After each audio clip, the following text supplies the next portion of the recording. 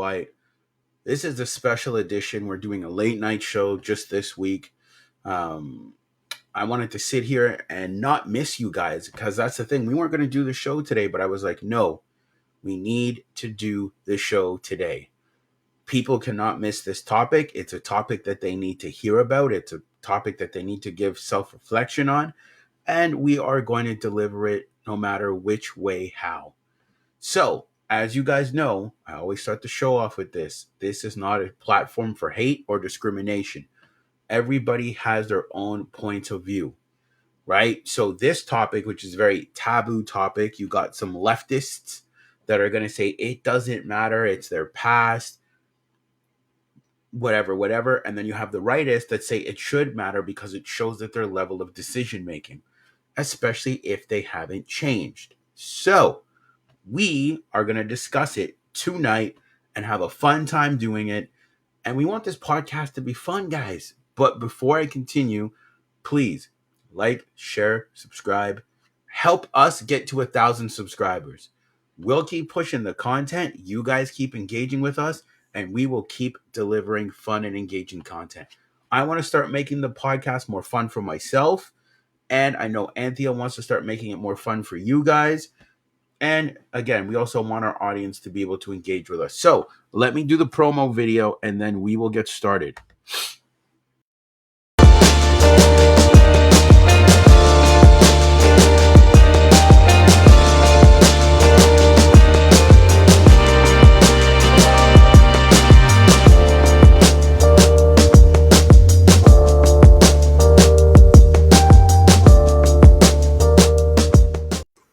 All right, so we are really happy to have you.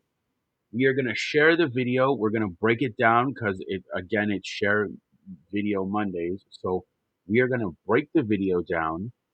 I love what she says. And again, you see Courtney Ryan, which is I believe, one of YouTuber's best content creators when it comes to seeing both sides, not just having a narrow mind.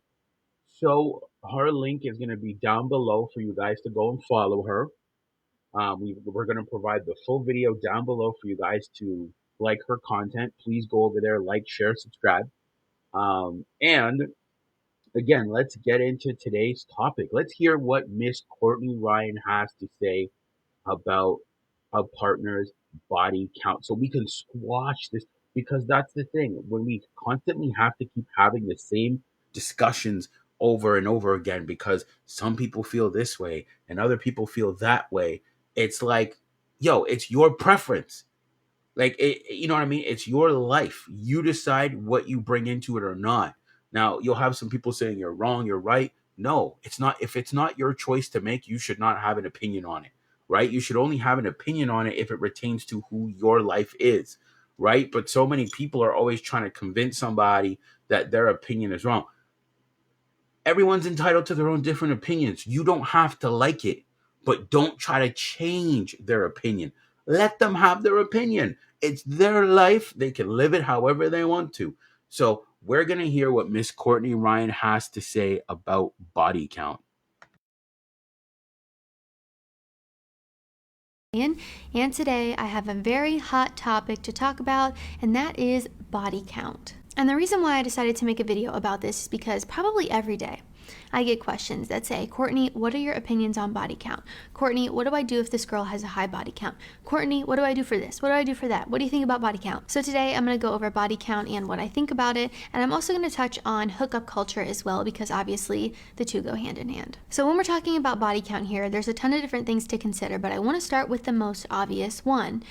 My point number one being, it's up to you. If body count matters to you, that's totally fine. If body count doesn't matter to you, that's fine too. This is a very personal thing. Sex and intimacy and hookups are a very personal thing. So if you're not okay with the person you're with sleeping with a ton of people before you, then that's your opinion and that's okay. You're allowed to think that. I've heard a lot of women say things like, a real man wouldn't care about body count. And I simply have to disagree with that. It's a preference just like anything else that are based on the decisions that someone has made. So that would be like saying a real woman doesn't care about how much money a guy makes. Well, that's a preference just like anything else that had decisions the guy made that led up to how much money he's making most likely. And I know those comparisons aren't necessarily identical because when you make the decision to sleep with someone, you sleep with them. That's kind of the end of it. But a guy can make a decision to, be a lawyer and something could not work out, or he might not make as much money as someone else. So there's a ton of other factors that go into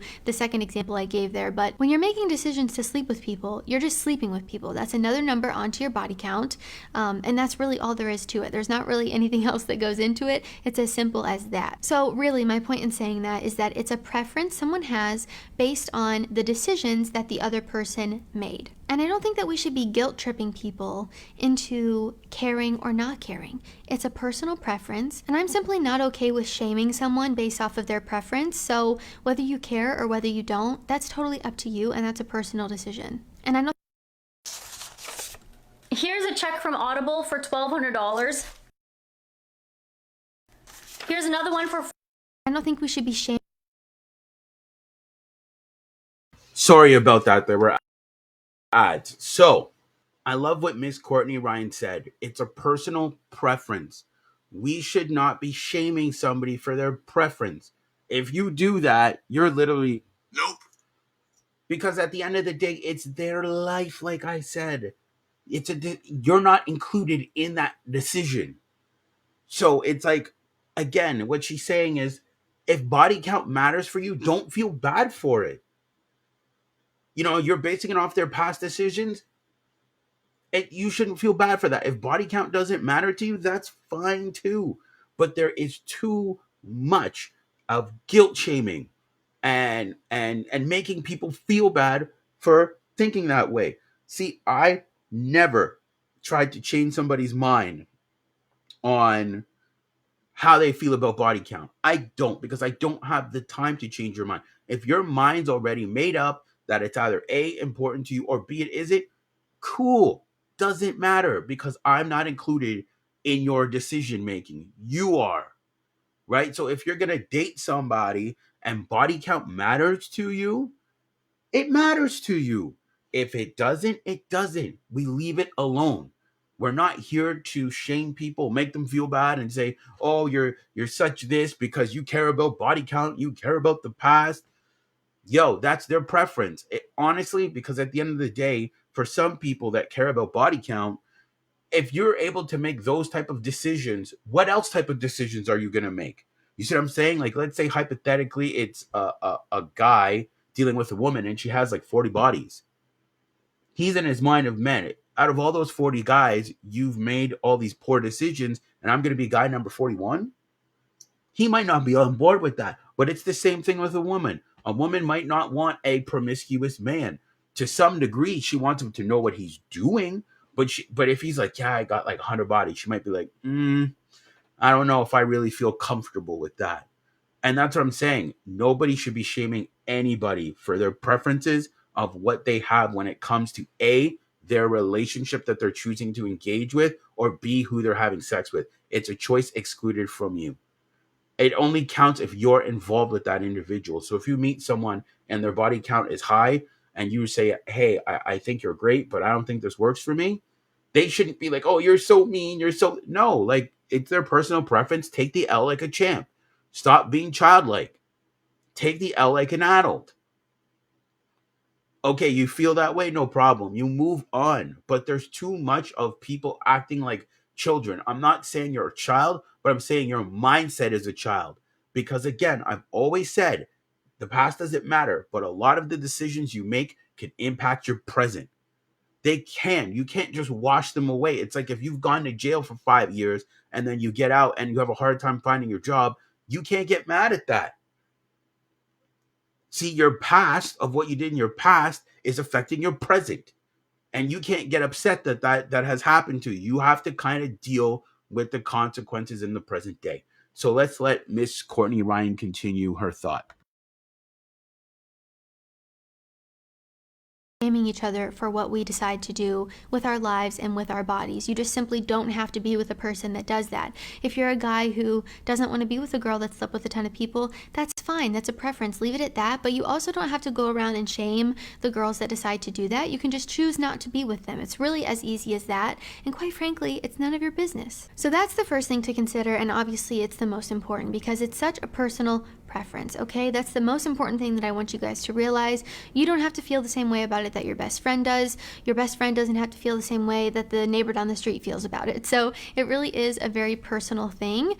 So don't feel bad for feeling the way that you feel about it. It's your preference and it's okay. Do you need to be mean to people because they think differently than you? No, we're going to have an open mind here. I always try to see things from both sides. I really try to be non-judgmental unless it personally affects me. So unless I am talking to someone and this affects my life, I don't really care what you do, you know? And the second point is that people can change. So someone's past does not necessarily define their future, and we all have a past. Nobody is perfect, and I'm not even saying that you have to be okay with that, but just understand if your hesitation is because you think just because someone did something in the past that they're going to do it in the future. That's not always the case, and people can change for the better, and whether you want to give them the benefit of the doubt is totally up to you, but just understand that if someone does something, it doesn't mean they're going to be like that forever. There are plenty of people who are alcoholics and then they get the help that they need and they live the rest of their life happy and healthy and they never drink again. Or there are people who cheated on a girlfriend when they were young and made a huge mistake and would never cheat again. So just understand that people can change. Now, she's not wrong in her assessment. People can change. They can. But it's really up to you if you want to take the risk. You see, that's what it comes down to. They might have changed. There's some people that were alcoholics that stopped, that I've known personally. But it's more of a question of, do you really feel that they're worth the risk? And you can't get mad at that. You can't get mad if someone says, I get it, you were an alcoholic, you changed, but I just don't want to. I'm sorry, I can't. And they might have to move on to find someone that's a little more accepting. Honestly, it's very that simple. They might have to find someone that's a little more accepting. That's all it is. So let's let Miss Courtney Ryan continue on her ideas. Someone's past sexual history does not 100% guarantee their future sexual experiences. Of course, it can sometimes, and I'm sure some of you have had experiences with that. You know, if someone was more promiscuous in the past, then maybe they will be in the future. That could definitely be a thing, but it's not always the case. And if someone's past sexual history is a deal breaker to you, again, that's a preference and it's totally up to you. We all have deal breakers and preferences, and if you, quite frankly, don't want to be with someone that has slept with 300 people, well, that's okay. And you most certainly don't have to, and you shouldn't feel shamed into thinking that you're wrong for thinking that way. And I would say the same thing on the opposite perspective. If you're a guy who doesn't care about that, then that's okay. It's your preference. Number 3, and this is one that I see a lot in my comment section, and that is, don't be a hypocrite. And I would tell you not to be a hypocrite about everything, not just someone's sexual past. And let me give you a little example here to make it make more sense. If you're a guy that has slept with 300 people and you're demanding that the person that you're with is a virgin, that doesn't really add up. If it doesn't matter for you, then I really don't think it should matter for her either. And I think it's something that you kind of have to look at as an equal playing field. So if you aren't okay with your partner doing it, you shouldn't be doing it either. And I know people will say, well, men do this and women do this and men don't get as attached and men, biologically have whatever. And I totally understand it from a biological standpoint, but also we're in 2021 now, and I don't think it's fair to judge someone else for doing something that you do all the time. It would be like me getting on here and saying women who wear makeup are the most disgusting people on earth. You should never date a girl that wears makeup. And here I am wearing makeup. That would be hypocritical of me. It would be wrong of me, and I simply just wouldn't do that. So practice. See, I do agree with her statement there. If you're a guy and you've been an HEO and you can't say, well, I don't want an HEO, it doesn't balance itself out. You see what I'm saying? Like, you cannot condemn someone for behavior that you practice. You see what I'm saying? So you have to be very mindful of how you go about it and what it is you say and what it is you do, and have a level of mindfulness before you go out demanding these type of things. Because honestly, you just end up hurting yourself and you end up hurting those around you. So we'll continue with Miss Ryan's thought. What you preach. If you don't want to be with a girl that has slept with a ton of people, then you should also not be sleeping with a ton of people. So whatever the situation looks like, just understand that you shouldn't be a hypocrite about it. And I know that there are a ton of double standards in society, and this is definitely one of them. I think male promiscuity is more accepted than women promiscuity, and I'm not even saying that I agree with it. I don't agree with it. I don't think hookup culture is good for anyone. I have never been a part of that. I've never had a one-night stand, and I want no business in that area of life. So trust me, I don't agree with it. And again, here, I'm really trying to be as objective as possible, but from an outside perspective looking in, Tropicana. It's the feeling of fresh starts and 100% pure squeezed goodness. Purina One has the inside story on your pet's health. It starts inside the gut.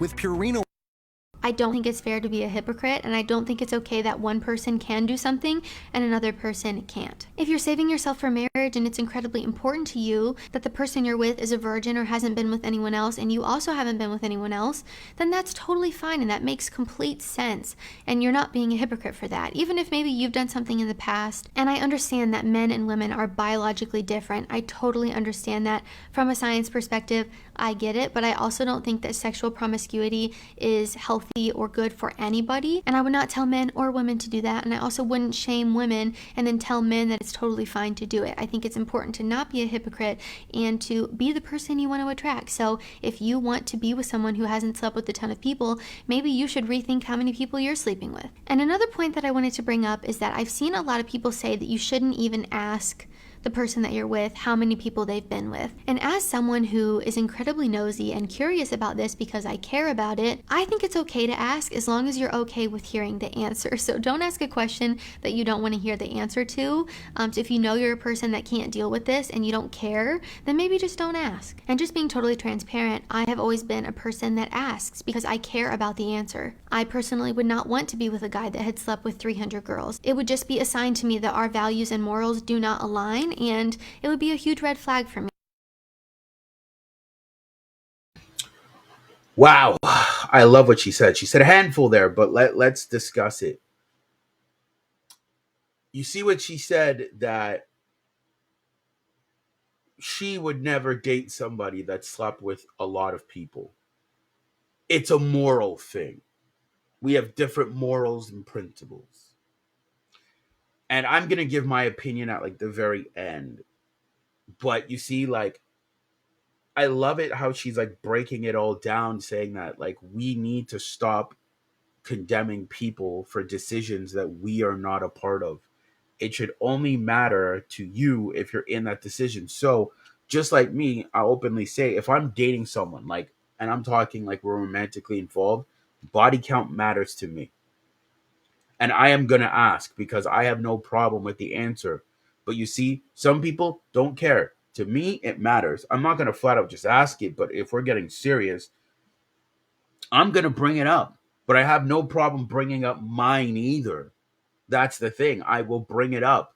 And I think it is important as two maturing adults to have that healthy conversation. So let's let her wrap this up, and then we will continue with the conclusion. Me. So personally, I would not want to be with someone that had slept with that many people, but you might be different. And if you're not the same as me, that's okay. We're all allowed to have preferences. So now I want to talk about hookup culture. So just to define it before I get into it, a hookup culture is one that accepts and encourages casual sex encounters, including one-night stands and other related activity, without necessarily including emotional intimacy, bonding, or a committed relationship.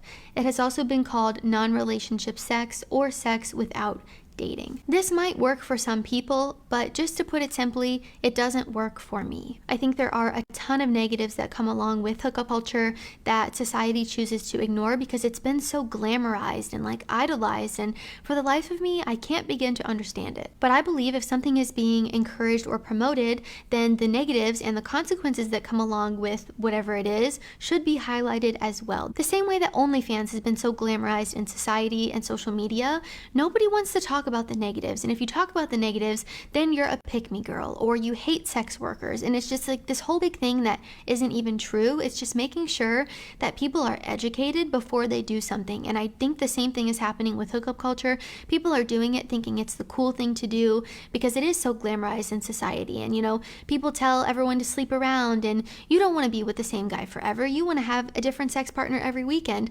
And again, that might work for some people, but I'm not into it, and I think it does a heck of a lot more damage than good. Embracing your sexuality and your sexual freedom is incredibly important, but that just means you have the ability to choose your partners. It doesn't mean that you should choose everybody. If you're someone who likes to have multiple sexual partners, that's totally fine and that's up to you, but just make sure that you're educated about it and you know the negatives that can come along with it as well. The main thing that I hate to see is people doing it for the wrong reasons. Thinking it's cool or thinking it's empowering because someone on the internet told you it was. This is where I have a problem with it, and I think that a lot of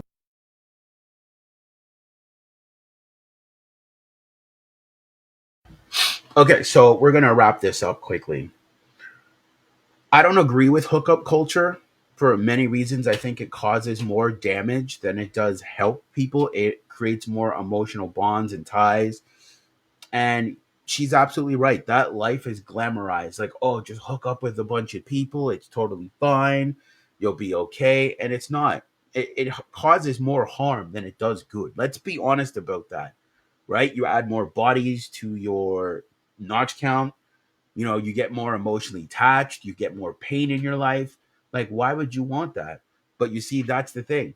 I've never practiced hookup culture. I'm not going to lie to you. Anytime I've dealt with somebody, I've always had like some intention of making them my girlfriend or having some type of plan for them, because I honestly think it's wrong to lie to women. I'm not simping here, but I believe that if you're gonna be with someone, be upfront and honest. If you're looking just to smash, then tell them the truth.